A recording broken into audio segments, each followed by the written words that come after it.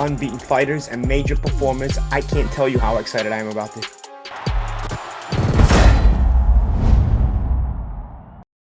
Business. He's got himself into a great position now, being the WBO interim champion. We now will be doing a show at Windsor Park and deliver this man's dream and my dream as well, because it's a pleasure to be working with him. He's a tremendous professional and it's been a joy, and I'm really looking forward to the show at Windsor, and I'm looking forward to him bringing the belt back here. Dr. Best night, Carl? Yeah, I think so. I'd like to watch it back, but I think at times, although maybe not the most exciting fight in the world, but I stuck to a game plan which we had the whole way through camp from day one right to the end, and I think I carried it out to a T. I think a lot of credit has to go to Jimmy Moore and Nigel Travis, who've helped me throughout camp, and everyone else who helped along the way. But it was just back to basics. It was a well planned game plan and just a well executed game plan. And as you've seen later on, NONITO was a dangerous puncher throughout, so I couldn't get too reckless. And the plan was to box from the outside and use my jab, which I think was brilliant tonight. And then when I got close, stay close. And the only real time I was caught in the middle distance was when I got nailed in the 11th round, and that was it. What was that shot like in the 11th round? Like, I can't remember. Like that, he hurt me with a shot, but I've been hurt worse. But he put the pressure on, but I rode the storm, and that's what champions do, isn't it? Comfortable tonight? Yeah, no, I felt great. It wasn't the highest paced fight in the world, but I remember looking at the rounds, and I was thinking, it doesn't feel like doesn't feel like it's a 10th round. I feel fresh here. It doesn't feel like the 11th round. I felt good, fresh the whole way through. And what would you rate that performance, Carl, in terms of your career? Well, I'd like to watch it back, but it was a good performance. Donaire's a really dangerous counter puncher, really dangerous counter puncher. But I think my distance and my jab controlled things tonight, and I could see that right hand. I seen what he was trying to do. He was trying to come in with a double jab, and he was trying to nail the right hand, and he didn't. It didn't land too often. I think my focus was spot on tonight, so it's up there as one of my better performances. You feel like you were maybe hurting him a bit at times? Yeah, I was. I seen it in his face, and I hit him a good jab with a step back and just nailed him with a jab, and I kind of seen him shaking his head a bit, and yeah, I heard him a number of times. I heard him do a body as well. He nailed me with a good body shot in the first round. He sunk one in as well. But again, there was no one beating me tonight, and he was banged up. Yeah, he was well banged up. Yeah, he was. Yeah. Was there any moment at any point, Carl, you thought you might be going when you caught him with some of those? There were a few times where I thought he was dangerous when I was pushing him back as well. I had him on the ropes, and that was. The plan was to push him back and keep him off balance, not let him set his feet. Actually, force him backwards on the ropes, and I think they've done it perfectly. And again, just a well executed game plan that was thought up by Jimmy. How excited are you about Windsor Park? I'm very excited. This is it's been a long time coming. It should have happened before, but Frank's making it happen now, and. Thank you, Frank and MTK and everyone else who's helped get my career back on track. I think I heard you say in the ring there, Frank, it's maybe like a month's time before you can actually figure out who the opponent's yeah, going to be. But there's a couple of options there. Obviously, you've got Lee Selby and Josh Warrington on the 19th of May at Leeds United. That's one option, the winner of that. The other thing is, it depends what the WBO do. They may order Valdez to make his mandatory defence against Carl, so we'll see how it goes, and we're not rushing. All we do know that we're rushing into is August. We'll be doing that fight with Carl, and he'll be getting his dream to fight. Carl, No, a big fight, and he's a big fighter. That's what I want. I want a world title, and I love that, but it doesn't matter. Windsor Park and whoever it is, I don't care. It's going to have to be a big fight, because it's a big arena, of course. Yeah. It'll be a decent fight. Listen, this fella, one thing about him, he doesn't ask for easy jobs, does he? It's none of that. There's no 40-second show-ups here. I've seen longer bush chucker trials. Do you think Valdez will come to Belfast? Sorry? Valdez, do you think Valdez could come to Belfast? Well, it depends, doesn't it? He broke his jaw in his last fight. It depends whether he's going to be ready or not. But the fact of the matter is, if it's ordered, we are going to be pushing for it, because that's the name of the game. You know, he's not going to give up that position of the interim title, because that's a very valuable piece of negotiating tool for us. You know, we're talking to the other champions. So, you know, what we're interested in doing is bringing these fights here, and I think we've done really well between us all. You know, the catalyst has been Carl to get boxing going in Ireland, you know, in Belfast, and as I say, we've done a couple now. We've got Mick Condon his professional debut on the 30th of June. So we're not doing bad. But you know why it's happening? She's got the best fans. The fans are unbelievable. They're appreciative. I mean, you know, Donaire is the opposition. If that fight had been on in England or somewhere, he'd have been getting booed to high heaven. But they appreciate good fighters and quality fighters, and that's why it's a pleasure to be here. They're knowledgeable boxing crowd. Carl, leading up to it, you spoke about the fact that you've been doubted more than ever.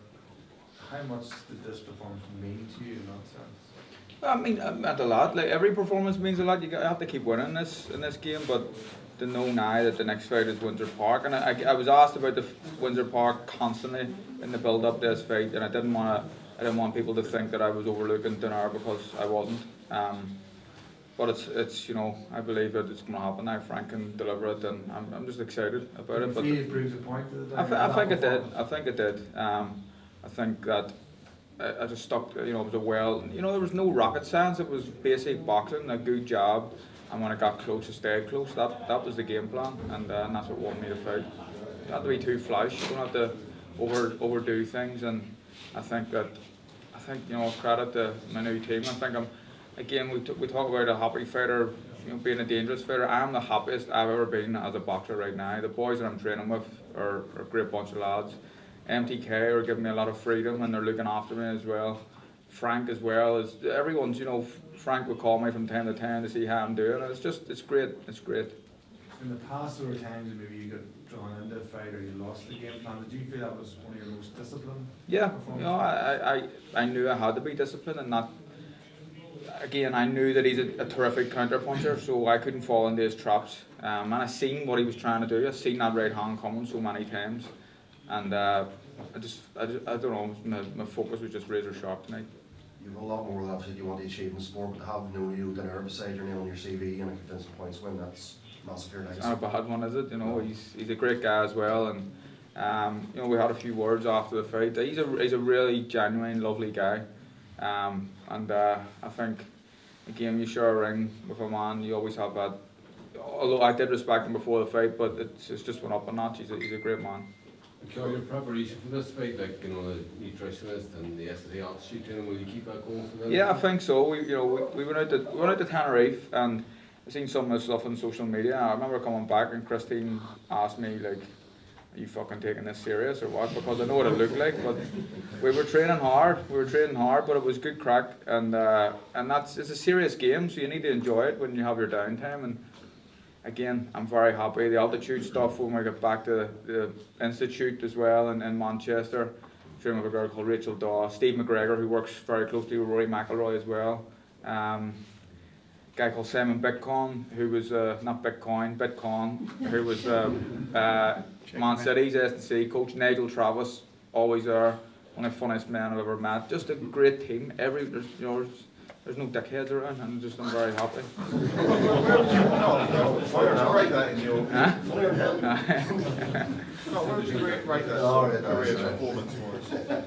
It's up there. I like to watch it back, but it's up there. It's you know, NONITO DONAIRE. I know what's going to happen now. DONAIRE was done, blah blah blah. But listen, I was fighting a very good fighter there, and at times I think I put on a bit of a masterclass. He didn't look done in the 11th round when he clipped you. No, I know he didn't. He was a Yeah. dangerous fighter. Start to finish. Has Jamie been working on the body punching with you?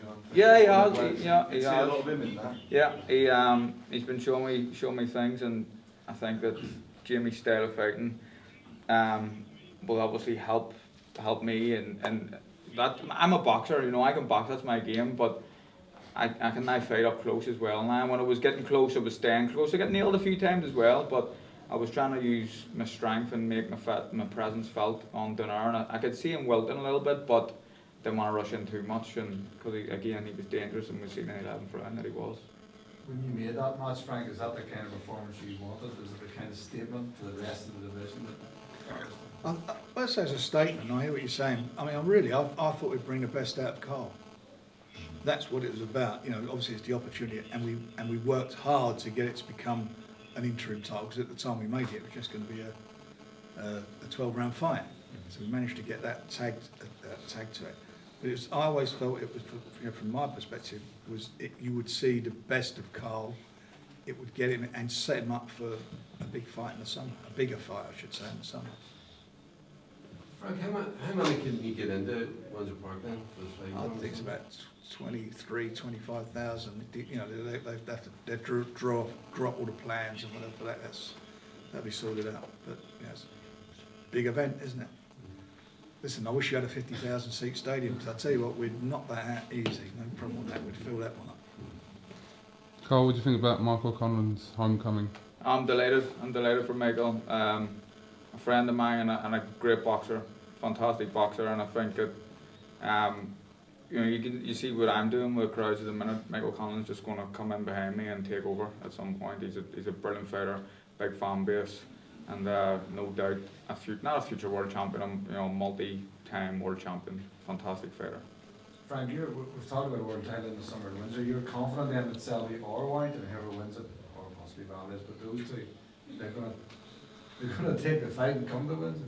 Selby says he would come over. Well, but you know, let's see who wins it first. And let's see what happens. What the WBO decide they're going to do, because, as I say, I expect them to force the issue. Not force the issue, the mandatory is due. And if he's not able to defend it, and I'm hearing, you know, through the grapevine, he may even move up a weight. If he moves up a weight, then he gets, you know, he gets put in as champion. He actually is that champion straight away. So we'll see what happens. So whatever happens, Valdez, he's got no options. He's got to fight this man here, and it makes a lot of sense to get it on over here. And you know, people might think, "Oh, what's an interim champion? What's that all about?" It's very important, you know, when somebody's injured, that the division doesn't stagnate. That the guys, you know, he keeps fighting. Otherwise, you know, he won't defend his title maybe for a year, 18 months, depending on how bad the injury is. In the meantime, you win the title, and it helps you as well with your negotiations, because where it's an 80-20 split, if you go to purse bid, it becomes 50-50. So they're all strengths for Carl and for us in our negotiations now. Carl, surely you'd want to win the title from the champion though, rather Yeah, than... of course. Like, Yeah. I don't want to. I think if whatever happens with Valdez, if I go into that fight and I'm elevated to the champion going into the fight, I want to win the fight before I start calling myself a world champion, whoever it is against. But I'd love the Valdez fight. I think it would be very, very tasty. Yeah. Is Valdez someone you've been watching, or what you think? Yeah, he's a great fighter. I remember watching the Olympics against John Joe Nevin, and he got the head boxed off him, but he dropped Nevin. And he's a better pro than he is an amateur, and he went to the Olympic Games. You know, terrific fighter, good puncher, ferocious, good style, fan friendly, exciting. But he's very hittable, and I think I could outbox him, I could outfight him, but it would be a fantastic fight. Did you see his fight against Quigg? Yeah. And what did you make of his performance? I think it was a very good performance. If you watch the highlights on Sky, you would think it was a competitive fight. It wasn't a competitive fight. He beat Quigg convincingly, and I think that, and I've said this before, I don't want to keep talking about Scott Quigg, but it was almost cheating what he done. He missed a weight, in my opinion, on badness, and then he didn't do it at check weigh-in the next day, and you could see with his tactics that he was trying to bully and use his strength, but Valdez stuck to a game plan, and I think won comfortably. Are you going to be in lead to them, right? Yeah, I think And so, who do you yeah. think wins? Do you know what? If you'd asked me 6 months ago, I'd have said Selby, standing on his head. But as the fight gets closer, I think that there's just something about Warrington. There's nothing flash about him. He's fit, he's gritty, he's determined, and with a home crowd, you've seen. You know, I feel like I benefit off my passionate crowd. Selby has a fantastic fan base, Warrington has a fantastic fan base. I think it evens the fight up a little bit, but I still fancy Selby. He's got Kaiser Chiefs as well. Kaiser Chiefs as well, yeah. Who's the better one for you? Huh? Who's the better style for you? Better style? Doesn't matter. Beat the both of them. You said no featherweight in the world could beat you, Windsor. What's that? You said in the ring that no featherweight in the world could beat you, Windsor. No. I believe that. I believe that. I just believe there's a determination about me now. There's a new mindset, a new team. Everything is just going the way it should be. And what was it Tyson Fury said? No man born from their mother will beat me. And that's how I feel going into a fight at Windsor Park. Frank mentioned the fans. For you, how special was that, the atmosphere tonight? Putting in the 12th round, they should have raised themselves. Yeah, brilliant. Look, the fans are brilliant. They're always brilliant, and I always give them credit, and I think they deserve it. I believe that I have the best boxing fans in the world. Boxing fans, that's what they are. They're knowledgeable boxing fans, and they know what they're talking about. And they're second to none anywhere in the world. No one can compare with them. I genuinely believe that. Carl, you keep an eye on Santa Cruz and Maras as well? Yeah, look, I keep an eye on them all. That's a fight that really interests me, the Santa Cruz fight. It's one each, it makes sense. And he's kind of having a fight with Maras. It doesn't make a lot of sense. He's beaten him. Decent fight the first time, but you know, he won the fight clear. I think everyone would agree. I don't see much point in the rematch. There was a trilogy that could have been made, and he doesn't want to play ball, but I'll be watching. It'll be a good fight, but I fancy Santa Cruz again. Frank, will it only be a world title fight that goes to Windsor Park? Jabbing fast, and then he was jabbing slow and trying to bang the right hand over, and I've seen it coming. But didn't do anything to surprise me. No, I knew he was going to be a quality fighter, and that's what I was expecting. Were you expecting your footwork to be so much better than his?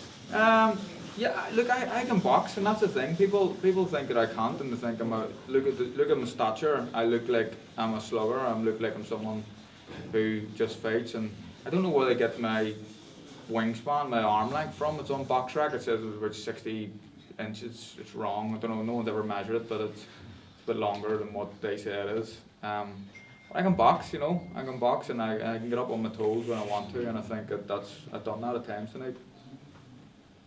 What happened to the ring music? Oh, Ian. Where's Ian? He's not here, he's hiding. I sent him it. Something Inside So Strong is the song that I wanted. And I was being a wee bit of a brat, saying I'm not going, get the music on, but You seem to stand there for a long time. I'd have been standing for an hour because there was no music, so I had to go. I mean, does that not disrupt you? I mean, It did a wee bit, but listen, it doesn't matter. Listen, it was an honest mistake, and I'm not. If I'd have lost the fight, I'd have been blaming Ian. No, I'm alright.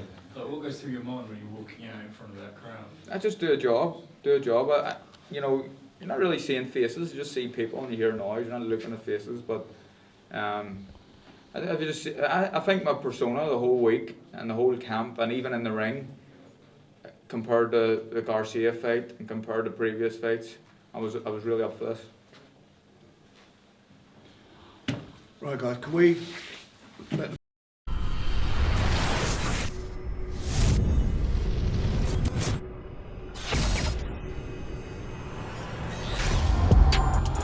rounds, 3 minutes, 3 fights. Unbeaten fighters and major performers. I can't tell you how excited I am about this.